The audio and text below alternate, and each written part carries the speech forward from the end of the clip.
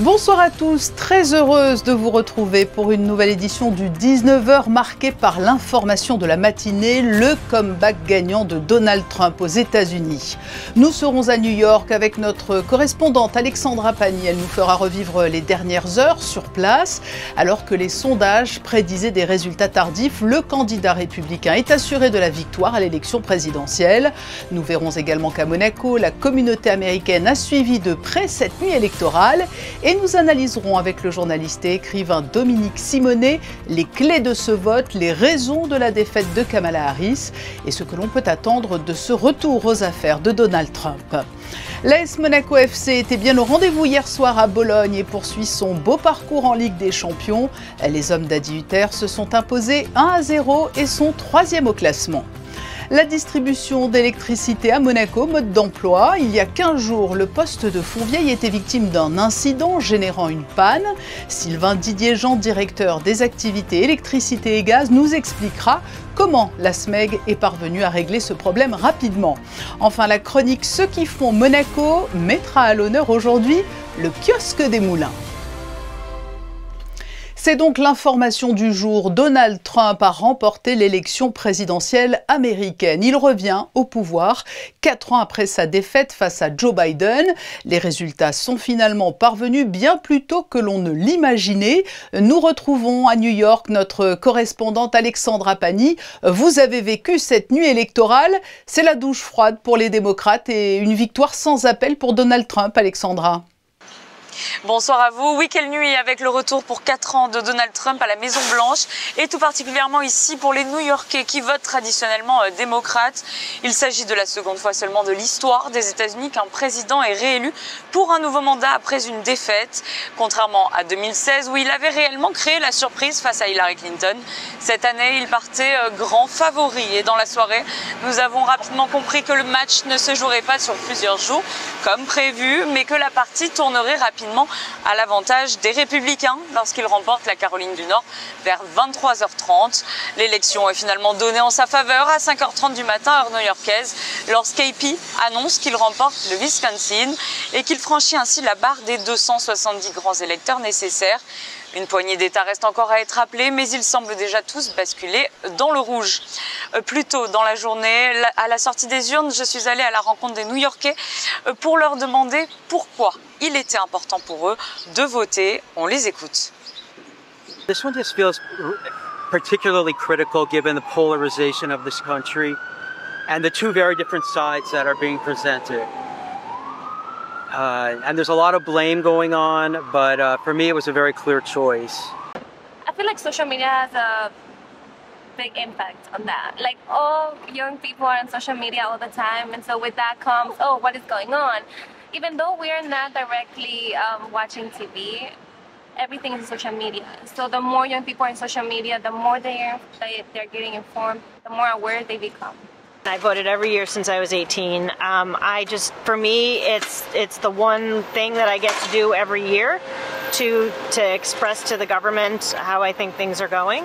I think this year is particularly important because I think that if Donald Trump wins, I think it's just terrible for the entire world and certainly for Europe and certainly for America. And so I think this year it's particularly important to vote. It's my first election, United States, as a U.S. citizen, and it was important to vote because I do think that there's a very important question being asked today is how do we want our democracy to continue? And no matter how small, every vote counts, and I think it was important for me to express my voice and my opinion of how I think country should continue on. It's the first time for me to ever vote. I just became a U.S. citizen last year. Living in this country, I feel like you're always very influenced by the politics. Everybody's always talking about it, especially here in New York, and it's nice to actually have a say in it. Previously, we had a lot of opinions about it, but we didn't have the say in it. But this time it's different, so good. It's exciting. La défense de la démocratie était leur première inquiétude. Et ce mercredi matin, le monde est plongé dans l'incertitude. Quelle sera la ligne de conduite de l'ère Trump 2, sa relation avec les autres pays et ses positions sur les conflits actuels? Nous aurons la réponse à partir du 20 janvier prochain, lorsque le 47e président des États-Unis entrera officiellement à la Maison-Blanche. Et au-delà de cette élection présidentielle, une autre élection déterminante pour l'avenir du pays avait lieu, le renouvellement du Congrès. Le Sénat a déjà basculé aux mains des Républicains, alors que les 435 sièges de la Chambre des représentants sont encore en train d'être comptés. Si Donald Trump remporte les deux chambres, il aura alors carte blanche pour gérer le pays. Et en principauté où la communauté américaine est très importante, l'association Monaco-USA a organisé 2 événements autour de cette élection. Le premier mardi soir avant le scrutin et le second ce matin alors que les résultats arrivaient peu à peu. Fabien Bonilla, Camille Caloni et Olivier Bonello y ont assisté. À la veille de l'élection américaine, c'est la fête à la rascasse où une partie a été privatisée par l'association Monaco-USA. Des partisans des deux camps sont présents et unis. En tout, un peu plus d'une 60aine de personnes célèbrent les élections avant l'heure. Ce soir, c'est une célébration de notre droit de vraiment voter pour un candidat qui va impacter le monde. Et c'est une célébration de l'opportunité d'exprimer notre raison d'être, et ça veut dire qu'on est là à Monaco, on est américain, on a des amis de l'Amérique, et pour célébrer ensemble. Pro-Harris, pro-Trump, peu importe, chacun met son bulletin dans l'urne pour un vote fictif. C'est génial, c'est vraiment important parce que ça nous détourne l'attention de ce qui se passe qui est très sérieux. On s'amuse, on est bien, on est entre nous, entre Américains, entre amis, c'est génial, c'est vraiment bien. Kamala Harris, 62% of the vote. Le résultat, même s'il n'a aucune valeur et sans appel, Kamala Harris l'emporte dans l'état de la rascasse avec 62% des voix. La nuit est passée en principauté, l'association Monaco-USA poursuit son événement US ce mercredi matin. Il est 8h30 au Marius, sur le quai Antoine Ier. Les résultats tombent peu à peu dans une salle vide. L'heure n'est pas à la fête pour les pro-Kamala Harris, ils ne sont pas venus. Seule une pro-Trump est venue célébrer la victoire. For you this morning, it's a coffee or champagne? I have to go to work, otherwise it'd be a magnum of champagne, baby. But tonight, woof, I'm just relieved. Champagne pour cette pro-Trump. En revanche, pour les partisans du camp adverse, à l'heure n'était plus à la fête, ils se sont réveillés avec un sentiment de gueule de bois. La victoire est donc sans appel pour le camp républicain. Quels principaux enseignements peut-on tirer de ce scrutin? Que peut-on en attendre? Réponse avec un spécialiste des questions internationales et tout particulièrement des États-Unis, le journaliste et écrivain Dominique Simonet. Bonsoir.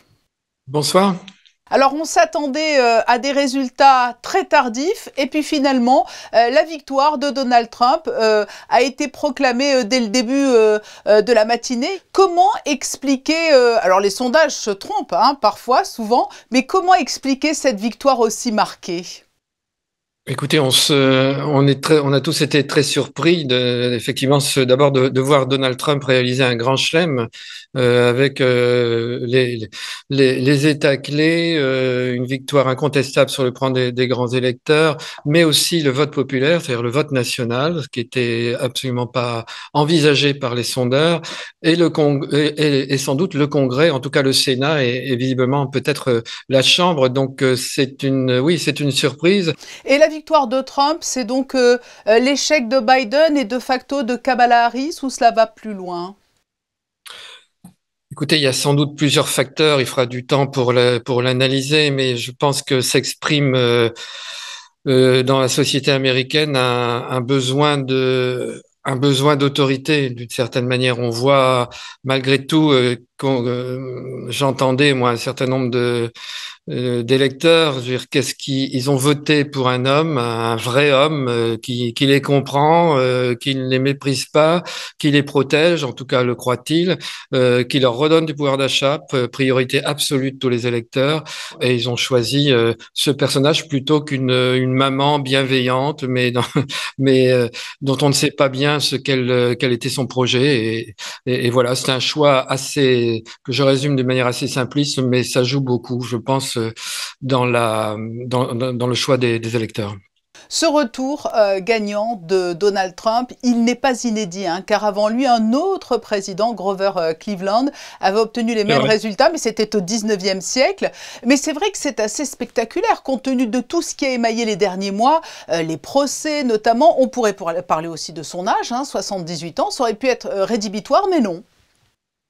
Non, et d'ailleurs, Donald Trump pourra se prévaloir d'avoir fait 3 mandats, puisqu'il ne démord pas de l'idée qu'il avait été vraiment élu en 2020 à la place de Joe Biden. Oui, c'est assez inédit. Ça montre quand même qu'il y a une sensibilité de la société américaine à des discours disons que je qualifierais moi de populiste, c'est-à-dire Donald Trump a quand même décrit la situation du pays comme étant catastrophique, ce qu'elle n'est pas. Il y a beaucoup de problèmes. Il y a des gens qui ont effectivement des vrais problèmes de fin de mois, de vie, mais elle n'est pas aussi catastrophique que Donald Trump l'a présenté. Mais bon, ça a été une des techniques pour se présenter comme étant l'homme providentiel et celui qui allait rétablir la situation. Mais c'est vrai aussi que il y a cette illusion, il y a ce fantasme que Donald Trump a bien cultivé avec les réseaux sociaux, avec les fake news, avec ses mensonges, avec ses outrances. Mais il y a aussi une réalité quand même d'une certaine fraction de l'Amérique qui se sent oubliée en fait, oubliée par les institutions, oubliée par Washington, et qui n'a pas l'impression d'être reconnue en tant que tel. Je pense que les démocrates n'ont pas assez écouté ces gens-là qui sont proches qui étaient proches des préoccupations sociales traditionnellement de la gauche à Donald Trump. Oui, d'ailleurs, toutes ces données que vous évoquez, elles se reflètent parfaitement sur la carte des États qui ont voté Donald Trump, à l'inverse de ceux qui ont voté pour Kamala Harris. Alors, aux États-Unis, le président élu n'entre réellement en fonction qu'au mois de janvier. Mais à quoi peut-on s'attendre? Ce n'est pas de la politique fiction, mais à quoi peut-on s'attendre rapidement, notamment dans les relations internationales, avec les positions de Trump? Alors, je pense à la guerre en Ukraine et ses rapports avec Vladimir Poutine et puis Zelensky qui vient de le féliciter, ou bien encore le Proche-Orient. On l'a vu, Benjamin Netanyahou s'est rapidement réjoui de la victoire de Donald Trump. Oui, alors Donald Trump va prendre des mesures qu'il a annoncées d'abord sur le plan intérieur. Hein. Il a dit qu'il allait faire des purges dans l'administration, qu'il allait envoyer l'armée contre les migrants, en tout cas les repousser, qu'il allait prendre des mesures assez autoritaires et extrêmement dures. Sur le plan international, on voit bien la position de l'Ukraine. Aujourd'hui, Donald Trump n'a pas caché qu'il voulait régler la guerre en Ukraine en 24 heures. Ça veut dire quoi? Ça veut dire qu'il a déjà discuté, on le sait, avec Vladimir Poutine pour en fait dépecer l'Ukraine, laisser le Donbass, la Crimée, les territoires conquis par les Russes, les laisser à Vladimir Poutine et essayer d'instaurer un régime de neutralité avec interdiction pour les Ukrainiens de rentrer dans l'Union européenne ou de rentrer dans l'OTAN. Il faut encore que les Ukrainiens soient d'accord, ce qui m'étonnerait quand même. Quant au conflit au Proche-Orient, c'est vrai que Donald Trump s'entend mieux avec Netanyahou que Joe Biden ou Kamala Harris. Là aussi, il veut régler le problème, mais bon, il y a des roquettes tous les jours qui tombent sur Israël, depuis le nord, depuis le sud, depuis l'Iran. Il y a cette situation intenable à Gaza. Il y a 3 peuples qui souffrent, les Gazaouis, les Libanais, les Israéliens aussi, avec ces otages qui sont dans des situations atroces et abominables depuis des mois. Donc, cette situation, les démocrates voulaient essayer par la diplomatie de la résoudre. Est-ce que Donald Trump sera plus efficace? Les Israéliens ont l'air assez contents de ce choix. On verra bien, mais il faut compter avec les organisations terroristes comme le Hamas et le Hezbollah qui, elles ne négocient pas et sont pas forcément d'accord pour participer à quelque chose qui ressemblerait à un cessez-le-feu. Merci Dominique Simonet de nous avoir apporté votre regard toujours très avisé après cette victoire de Donald Trump à l'élection présidentielle américaine. Merci à vous. Voilà pour ce dossier complet consacré à l'élection présidentielle américaine. Dans l'actualité, il y a une autre victoire, celle de l'AS Monaco face à Bologne, hier 1-0 en Ligue des Champions. Un succès obtenu dans les toutes dernières minutes de jeu et qui place le club de la Principauté dans de bonnes conditions pour disputer les barrages de cette compétition reine européenne. Bonsoir Émilie Rousseau, vous étiez hier au stade Renato Dallara pour suivre cette rencontre. Les Monégasques se sont imposés sur le fil face à une équipe de Bologne tout de même très compacte. Oui, l'AS Monaco a dû attendre la 87e minute et un but de Thilo Kehrer pour arracher cette victoire face à Bologne. Après une bonne première période durant laquelle les Monégasques se sont procurés pas mal d'occasions, la seconde partie de rencontre a été plus compliquée, avec une équipe de Bologne beaucoup plus décomplexée sur le terrain au retour des vestiaires. Un but refusé des deux côtés, pas mal de fautes en seconde période et la lumière est finalement venue de Thilo Kehrer en toute fin de rencontre. Un but qui fait la différence. Bologne n'avait jamais perdu un match en compétition européenne dans son antre. Monaco est venu chambouler cette statistique et est reparti avec les 3 points de la victoire. 3 points précieux pour la suite de la compétition et de la saison. A game takes 90 minutes. It was in the end, always when you scored in the end of the game, it's always a little bit lucky. But when I observe the entire game, I think we deserve to win this game, especially the first half. I think we did a really good game. Second half also Bologna showed us that they are strong. And there were not so many opportunities to score for both teams. Both defended well. But we are really happy to have 10 points out of 4 games, or 10, out of 4 games, 10 points. It was a big step. On est très content pour la victoire, pour 3 points. Ça redonne la confiance, ça redonne une bonne sensation, une bonne dynamique pour continuer dans la bonne direction. C'est aussi de garder un petit peu les pieds sur terre. On sait la saison est très longue, c'est bien de bien démarrer, il va falloir être constant sur toute la saison. Mais bien sûr, on est heureux de ce départ dans cette compétition. Et voilà, on a un autre match samedi, il va falloir gagner aussi. Et Monaco fait donc un pas de plus vers les barrages de Ligue des Champions, Émilie. Oui, avec 3 victoires et un match nul, l'AS Monaco comptabilise 10 points au classement, ce qui permettrait au club de la Principauté de se qualifier à minima pour les barrages, car on le rappelle, un nouveau format a été instauré en début de saison avec plus de matchs et plus d'enjeux. Seuls les 8 premiers de la saison régulière seront qualifiés directement pour les 8e de finale. Les équipes classées de la 9e à la 24e place devront passer par des barrages. Monaco est donc bien placé pour poursuivre son aventure en Ligue des Champions et aborder plus sereinement les prochaines rencontres qui lui restent face au Benfica, à Arsenal, à Aston Villa et l'Inter Milan. Patricia. Merci Émilie. Et pour être tout à fait complet, en Youth League, les joueurs de Jimmy Traoré ont concédé le nul face à Bologne 0-0. Avec 5 points au compteur du classement général, il reste encore en course pour la suite de la compétition. On reste en Italie où la Fondation Princesse Charlène vient de signer un partenariat avec la Fondation Institut des Innocents à Florence. L'objectif est de mener à bien un projet commun en faveur des enfants et des familles de la région florentine en situation de précarité et prise en charge par les services sociaux locaux.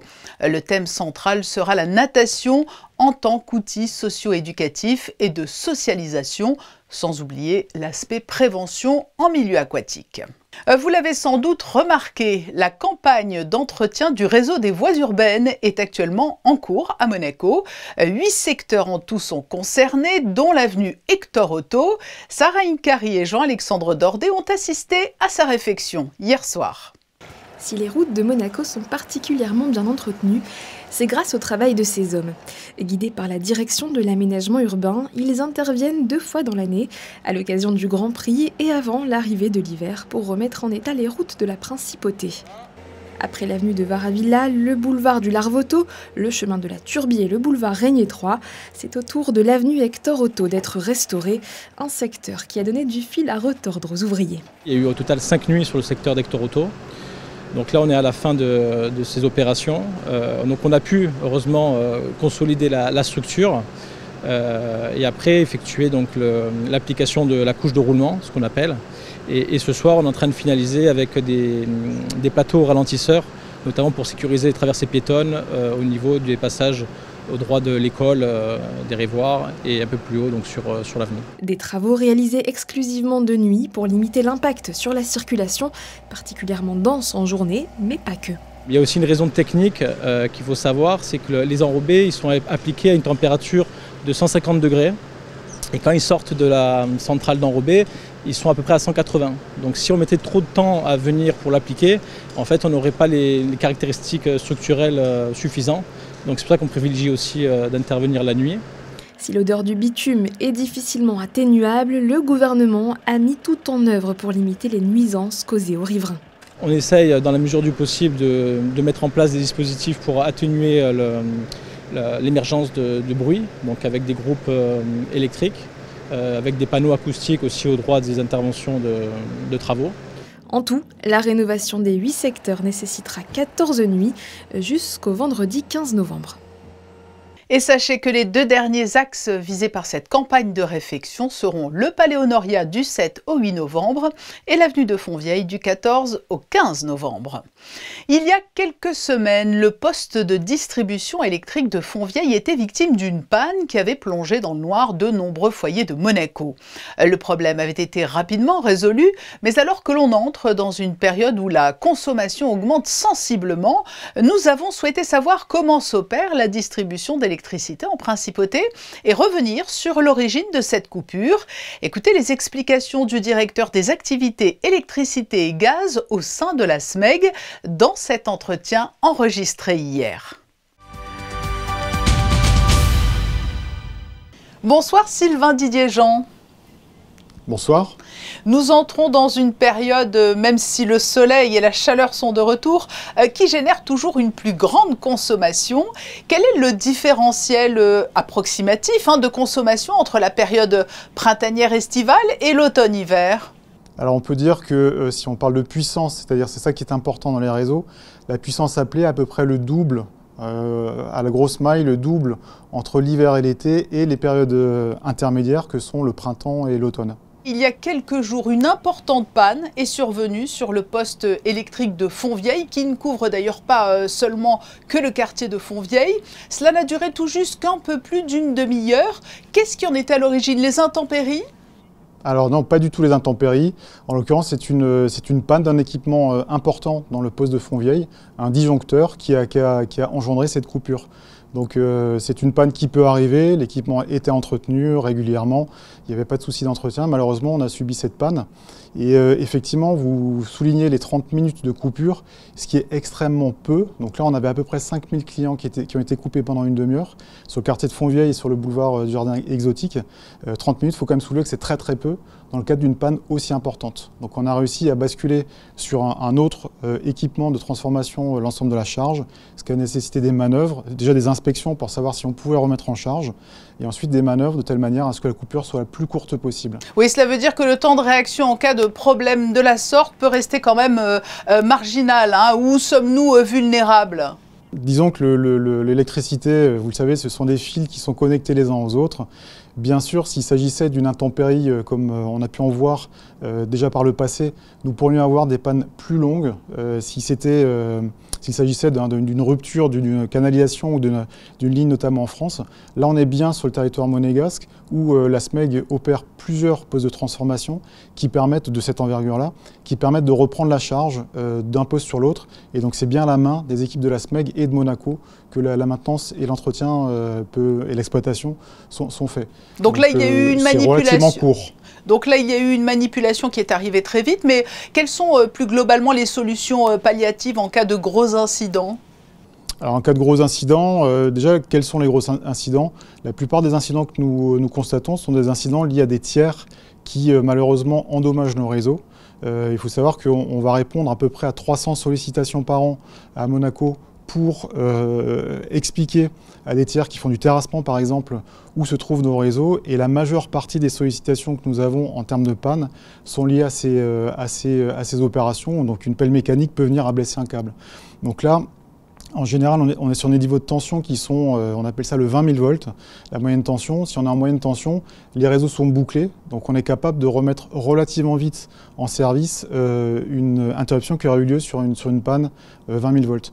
Donc c'est de l'ordre de quelques minutes à une demi-heure au maximum en fonction des situations. La panne dont on parle là, c'est une panne qui est extrêmement rare. C'est un disjoncteur de 63 000 volts, donc c'est le niveau de tension le maximum qu'on exploite à Monaco. Et on peut dire que la fréquence de ces pannes est ultra faible puisque les équipements sont donnés pour vivre 60 ans. Là, en l'occurrence, l'équipement qui a eu un défaut avait 32 ans et venait d'être révisé 2 fois dans l'année. Donc c'est des choses malheureusement qui arrivent de façon très exceptionnelle avec encore une fois un temps de coupure assez faible. Des impondérables rares. Et aujourd'hui, plus largement, quels sont les défis que représente la distribution de l'électricité dans une ville-État comme Monaco ? Alors le défi, c'est un défi de transition énergétique, puisque dans toutes les trajectoires européennes, voire mondiales, de décarbonation des réseaux, l'énergie ultime qui sera utilisée sera l'électricité, puisque c'est une énergie qu'il est relativement facile de décarboner. Donc le défi qui se pose à Monaco, c'est de convertir des solutions, notamment de chauffage et de climatisation, qui ne sont pas forcément électriques, vers des solutions électriques. Donc je vous prends pour exemple les boucles de chauffe-froid urbain du Larvoto. Donc là, ce sont des pompes à chaleur chaud-froid qui permettent, en utilisant l'eau de mer de thalassothermie, de produire à la fois du chaud et à la fois du froid. Donc vous me direz, mais c'est quoi le lien avec le réseau électrique? Pour faire ça, il faut des pompes, il faut des systèmes, il faut des systèmes qui ne fonctionnent qu'à l'électricité. Et donc le défi du réseau électrique est d'être capable d'apporter en quantité suffisante, dans les bons formats, je dirais, l'énergie que nécessite cette transition énergétique. Alors vous le savez, souvent les coûts de l'énergie sont pointés du doigt, on parle d'hausse permanente, ce n'est pas forcément le cas à Monaco. Comment la SMEG aide-t-elle les consommateurs monégasques à mieux gérer leurs dépenses énergétiques? Alors déjà, il y a un sujet, je pense, qui est intéressant, c'est le rôle du fournisseur, qu'est la SMEG, dans la partie tarification et vente d'énergie aux clients. Un fournisseur doit avoir une politique d'achat, donc je ne vais pas détailler là, mais doit avoir une politique d'achat qui permette à l'avance de se couvrir, c'est-à-dire d'acheter l'énergie dans de bonnes conditions au bon moment, de telle manière à ce que l'année en cours ou l'année à venir, les tarifs qui sortent de cet achat d'énergie soient les plus mesurés possibles ou dont les évolutions soient les plus mesurées possibles. Donc c'est concrètement la politique tarifaire qui nous permet, la politique d'achat surtout, qui nous permet de bien juguler, je dirais, les augmentations de prix. Merci Sylvain Didier-Jean de nous avoir apporté toutes ces précisions autour de la distribution d'électricité à Monaco. Merci d'avoir répondu à notre invitation. Merci à vous. Vous l'avez peut-être adopté après son lancement et son renouveau à Monaco, la consigne fait de plus en plus d'émules. La mission pour la transition énergétique va lancer une nouvelle campagne de communication et elle est à la recherche du visage qui incarnera ma consigne. Si vous êtes un ou une senior dynamique, sensible aux valeurs d'éco-responsabilité et souhaitant porter des messages forts sur l'environnement, vous êtes cette perle rare. Vous participerez à un clip publicitaire qui sera diffusé sur Monaco Info et les réseaux sociaux du gouvernement. Vous pourrez être amené aussi à mener des actions de sensibilisation aux côtés de la mission pour la transition énergétique. Pour candidater, adressez votre présentation et une photo à l'adresse qui s'affiche. C'est votre chronique chaque lundi et mercredi, ceux qui font Monaco. Christinda Petit-Homel nous attend devant un petit lieu incontournable. Aujourd'hui, nous nous retrouvons devant un endroit phare du boulevard des Moulins ou alors de l'avenue Saint-Charles, devant les petits kiosques à journaux. Alors ici, vous venez chercher les nouvelles. Comment est née toute cette histoire? La réponse avec le propriétaire des lieux.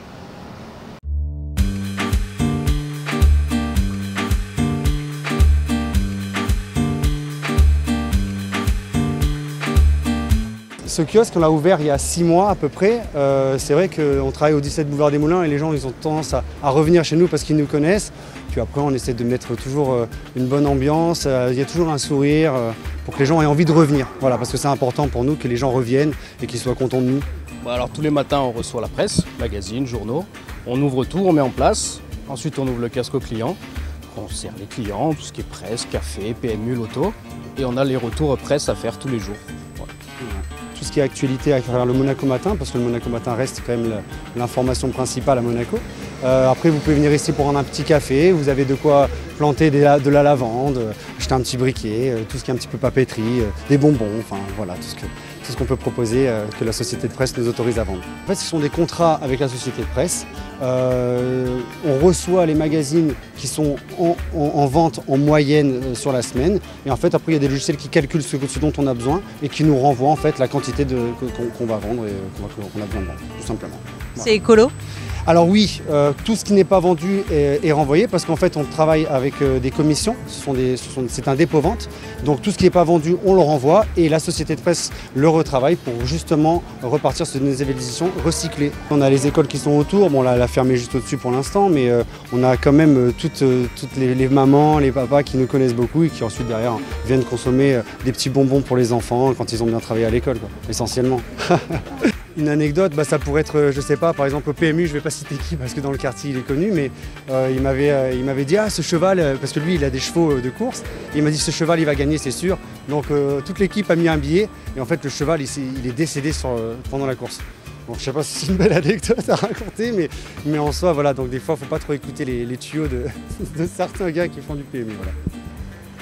Ici, le kiosque de la place des Moulins vous attend du lundi au vendredi de 7h à 19h le soir et puis le samedi de 7h à 14h. Par contre, le kiosque Saint-Charles est ouvert, lui, tous les jours de l'année de 7h à 19h, sauf les jours fériés où le kiosque vous accueillera, mais cette fois de 7h à 12h30.